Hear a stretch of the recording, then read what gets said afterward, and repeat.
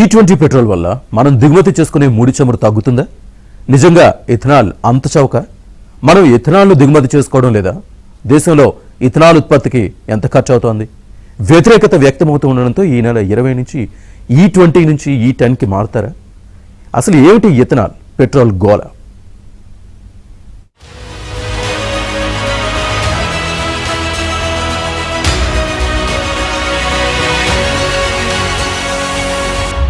పెట్రోల్లో ethanol కలపడంపై Modi ప్రభుత్వం కీలకమైన ఆలోచన చేస్తోంది. దేశంలో ప్రస్తుతం అమ్ముతున్న 20% ఇథనాల్ బ్లెండెడ్ పెట్రోల్తో పాటు పాత వాహనాల కోసం తిరిగి 10% ఇథనాల్ బ్లెండ్ పెట్రోల్ను కూడా అందుబాటులోకి తెచ్చే అంశంపై కేంద్ర ప్రభుత్వం కసరత్తు ప్రారంభించింది. ఈ మేరకు చర్చలు జరుపుతోంది.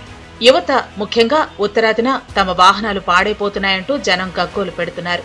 ఇథనాల్ కలిపిన పెట్రోలుకు ప్యూర్ పెట్రోలుకు చెల్లించాల్సినంత ధర చెల్లించడమేంటని జెన్జీ ప్రశ్నిస్తోంది.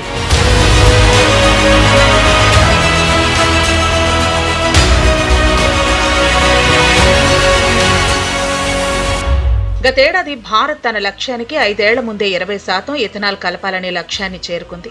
అయితే ఈ 20 ఇంధనం వల్ల పాత వాహనాలు, ద్విచక్ర వాహనాలు దెబ్బతింటాయనే ఆందోళనలు ఇప్పటికే వాహనాలకు రిపేర్స్ భారీగా పెరగటం ఆందోళన కలిగిస్తోంది.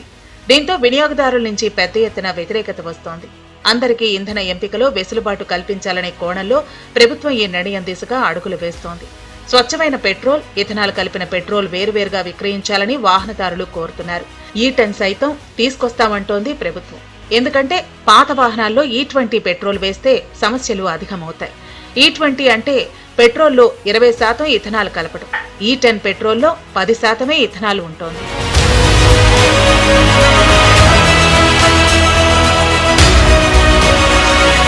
E20 పెట్రోల్ వల్ల నేరుగా నష్టపోతున్న వారు వాహనదారులే. ఇథనాల్లో ఉండే కెలోరిఫిక్ విలువ స్వచ్ఛమైన పెట్రోల్ కంటే సుమారు 36% తక్కువగా ఉంటుంది. దీనివల్ల సాధారణ పెట్రోల్తో వచ్చే మైలేజ్తో పోలిస్తే E20 వాడినప్పుడు కనీసం 8% వరకు మైలేజ్ పడిపోతుంది. అంటే ఒకే దూరం ప్రయాణించడానికి వాహనదారులు దాదాపు 8% ఎక్కువ ఇంధనాన్ని కొనాల్సి ఉంటుంది. ఫలితంగా ఖర్చు కూడా అదే స్థాయిలో పెరుగుతుంది. మైలేజ్ తగ్గడమే కాకుండా పాత మోడల్ వాహనాల ఇంజన్లపై E20 ఇంధనం తీవ్ర ప్రభావం చూపుతోంది. ముఖ్యంగా BS-IV లేదా అంతకంటే పాత వాహనాల్లో ఉండే రబ్బరు పైపులు, సీల్స్, ఫ్యూయల్ పంపులు త్వరగా తుప్పు పట్టేస్తున్నాయి. దీనివల్ల వాహనదారులు తరచూ మెకానిక్స్ వద్దకు వెళ్లాల్సిన పరిస్థితి వస్తోంది.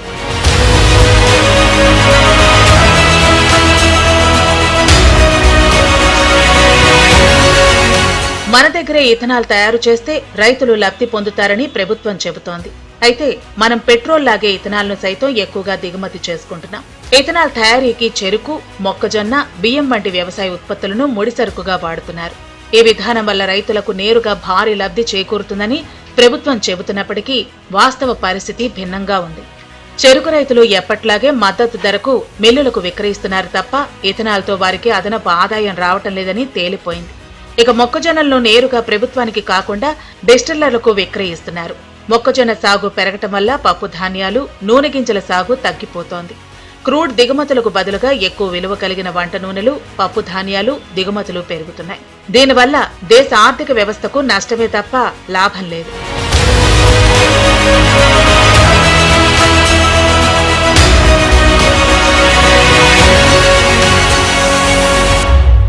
ఈ ఇథనాల్ విధానం ద్వారా లబ్ధి పొందుతున్నది డిస్టిల్లర్లు, పెట్రోలియం కంపెనీలే.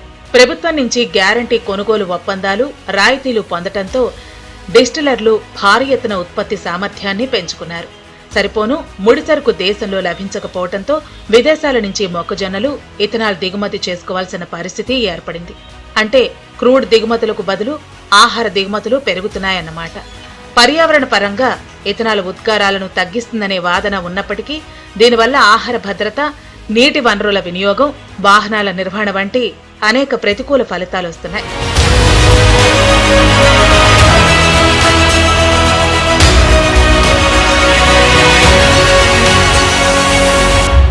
ఈ ఇథనాల్ బ్లెండింగ్ పెట్రోల్ పై కన్నా ఎలక్ట్రిక్ వెహికల్స్ వైపు వెళ్లటం బెటర్ అంటున్నారు విశ్లేషకులు.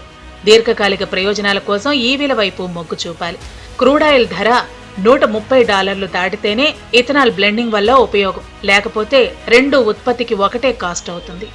ఫార్మా, కెమికల్ కంపెనీలు ఉపయోగించే ఇథనాల్లో 50% పైగా దిగుమతి చేసుకున్నది. 2024-25లో 73 లక్షల టన్నుల మొక్కజొన్నను మనం దిగుమతి చేసుకున్నాం.